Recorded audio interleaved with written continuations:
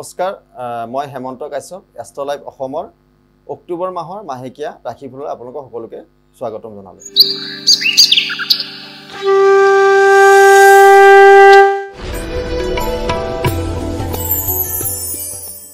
বৃষ ৰাশিৰ জাতক জাতিকাসকলৰ বাবে এই মাহটোৰ দুঃসংবাদৰ প্ৰাপ্তি আছে।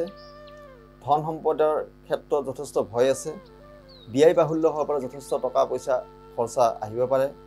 চুৰ ভয় আছে। সন্তানৰ কাৰণে কিছু ক্ষেত্ৰত চিন্তা থাকিব।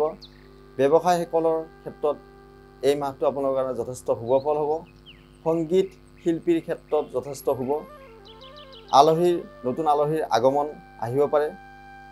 সন্তানৰ ক্ষেত্ৰত পদ লাভ হ'ব পাৰে। মাতৃৰ কাৰণে কিছু চিন্তা থাকিব।